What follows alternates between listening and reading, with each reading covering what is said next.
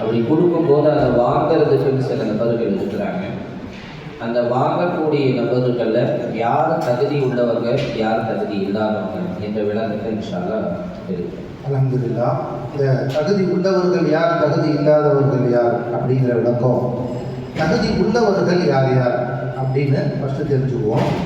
முதலாவது மிஸ்கீன்கள். மிஸ்கீன்னா யாருக்கு சொல்கிறது அப்படின்னா எதுவுமே இல்லாத ஏழைகள், இவர்களுக்கு மிஸ்கீன்கள்னு சொல்லுவோம். ஃபக்கீர் அப்படின்னு சொல்லுவோம். ஃபக்கீருக்கும் மிஸ்கீனுக்கும் வித்தியாசம் இருக்குது. மிஸ்கீன்னா அன்றைய செலவுக்கு எதுவுமே இருக்காது, கையில் முசாஃபராக வருவாங்க, வாங்குவாங்க, சாப்பிடுவாங்க, இவர்கள் மிஸ்கீன்கள்.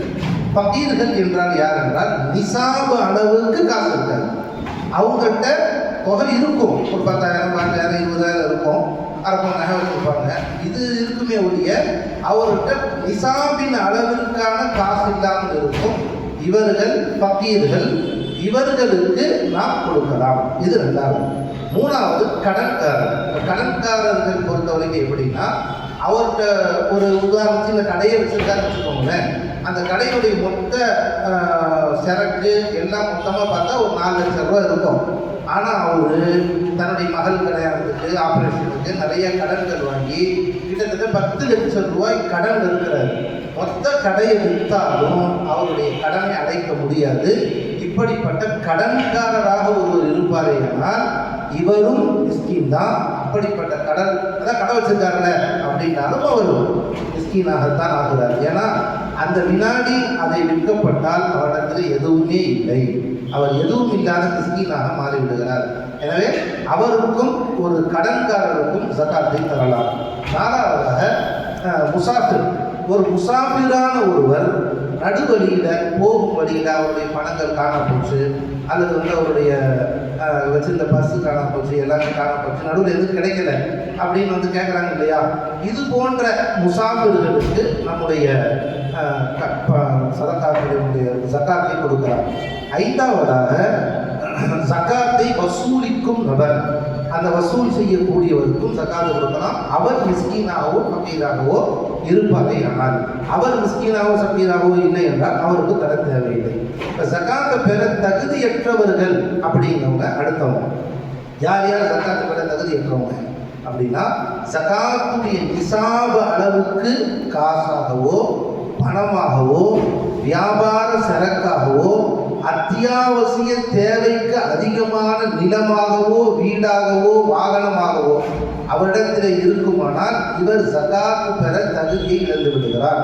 இப்போ உதாரணத்துக்கு ஒருத்தவங்க, ஒரு வயசான பெண்மணி, போன வருஷம் இந்த கேள்வி வந்துச்சு, ஒரு வயசான பெண்மணி இருக்கிறாங்க, கணவர் இல்லை, மகன்கள் சரியாக பார்த்துக்கிறது இல்லை, நல்ல வீட்டில், சொந்த வீடு, நல்ல வீட்டில் வசிக்கிறாங்க, மகன்களும் சரியாக காசு தர்றதில்லை, அவங்க பாவம் வியாபாரத்துக்கு சாப்பாடு கஷ்டப்பட்டு இருக்கிறாங்க. அப்படிங்கும்போது இவங்க ஜகாத் தரலாமா அப்படின்னா தாராளமாக தரலாம். ஏன்னா அத்தியாவசியத்திற்கான வீட்டில் வசிக்கிறார்கள், அத்தியாவசியம் போக ஒரு இடத்துல வேற எந்த சொத்துமே இல்லை என்னும் போது சொந்த வீடு தான், நல்ல வீடு தான் என்ற போதும் அவர்கள் ஜகாத்துக்கு தகுதியுடையவர்களாக ஆயிடுறாங்க. அவங்கள்ட்ட எந்த விதமான ஜகாத்துக்கான நிசாப் இல்லாத போது இப்போ இவர்களுக்கு ஜகாத் பெற தகுதியற்றவர்களாக இருக்கிறார்கள். யாரு ஒரு வீட்டுக்கு மேலே 2வது வீடு இருக்குது அப்படின்னாலோ, அல்லது நிலம் இருக்கிறது, அல்லது அவங்களுக்கு வேறு ஏதாவது வசதி வாய்ப்பு இருக்குன்னா அவங்களுக்கு ஜகாத் கொடுக்கக்கூடாது. அதே மாதிரி அவர்களுடைய வயது வராத பிள்ளைகள், ஒரு ஜகாத் வாங்க தகுதியற்றவர் இருக்காருன்னா அவருடைய வயது வராத பிள்ளைகளுக்கும் ஜகாத்தை தரக்கூடாது. அவருடைய வயது வந்த பிள்ளைகள் ஆயிட்டாங்கன்னா அவங்க தனியாயிடுறாங்க. வயது வராத பிள்ளைகளாக இருப்பார்கள் ஆனால் அவர்கள் ஜகாத்தை வாங்கக்கூடாது. அவர்களுக்கும் 15 வயசு, அதாவது ஒன்று பாலிகாகணும் அல்லது பாலிகனா 15 வயசை அடைய வேண்டும் என்ற அளவுக்கு. அடுத்து நம்முடைய அசல்னு சொன்னால் நம் முன்னோர்கள் அப்படின்னா யார் வருவா அப்படின்னா, நம்முடைய தாய் தந்தை, தாயினுடைய தாய் தந்தை, தந்தையினுடைய தாய் தந்தை, இவர்கள் எல்லோரும் ஜகாத்து வாங்க தகுதியற்றவர்கள், ஜகாத்து கொடுக்கக்கூடாது. நீங்கள் என்ன கேட்குறாங்கன்னா, எங்கள் நனிமா படுக்கையாக இருக்கிறாங்க, யாருமே பார்த்துக்கிறது இல்லை, அவன் எங்கள் நனிமாவுக்கு நான் ஜகாத்து கொடுக்கலாமா அப்படின்னு ஒரு பேரை கேட்குறாரு.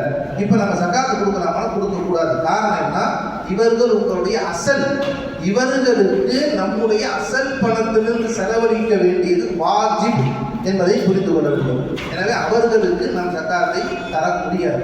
அதே மாதிரி நம்முடைய பரகு அப்படின்னா யாரு அப்படின்னா நம்முடைய மகன்கள், நம்முடைய பேரர்கள், கொள்ளு பேரங்க, இவங்கெல்லாம் ஜகாத்து வாங்க தகுதியற்றவர்கள், இவர்களுக்கும் கொடுக்க முடியாது. இப்போ ஒரு சிலருக்கு முக்கியமான ஒரு மசாயில் கேட்குறாங்க, நான் பணக்காரராக இருக்கிறேன், என் மகளுக்கு எவ்வளோ செய்ய முடியுமோ செஞ்சுட்டேன், எவ்வளோ செய்ய முடியுமோ செஞ்சு முடிச்சிட்டேன், ஆனாலும் என் மருமகன் என்னை பார்த்து தான் நிற்கிறான், எவ்வளோ தான் செய்கிறது, இதுக்கு மேலே கொடுத்தா ஜக்காத்து தான் தர முடியும், என்னால் முடியாது. இப்போ உதாரணத்துக்கு பையனும் ஸ்கூலில் போய் சேர்த்துட்டாரு, 50,000 ரூபா கட்டணுங்கிறாரு, நான் எங்கே போய் கட்டுறது, நான் எப்படி கட்ட முடியும், அவனும் கட்டணும், என்ன செய்யறது அப்படின்னு கேட்குறாங்க. இப்போ அவர்களுக்கான பிள்ளைகளுக்கு ஜக்காத்தை கொடுக்க முடியாது, மகளுக்கும் ஜக்காத்தை கொடுக்க முடியாது. ஆனால் மருமகனுக்கு ஜக்காத்தை தரலாம். மருமகனுக்கு ஜக்காத்தை தரலாம். மருமகன் ஜக்காத்து வாங்க தகுதி உள்ளவராக இருப்பாரே. ஆனால் மருமகன் வேற ஏதாவது கடை வச்சிருந்தாரு, அவர் ஜக்காத்து வாங்க தகுதி உள்ளவராக இருந்தால் அப்போ ஜக்காத்தை கொடுக்க முடியாது. அசலுக்கும் நம்முடைய பரவுக்கும் நம்முடைய சொந்த பணத்திலிருந்து செலவழிப்பது வாஜிபாகும். அதே மாதிரி கணவன் மனைவிக்கு ஜக்காத்தை தர முடியாது, மனைவி கணவனுக்கு ஜக்காத்தை தர முடியாது. கடைசியாக காபிர்களுக்கு ஜக்காத்தை தரக்கூடாது.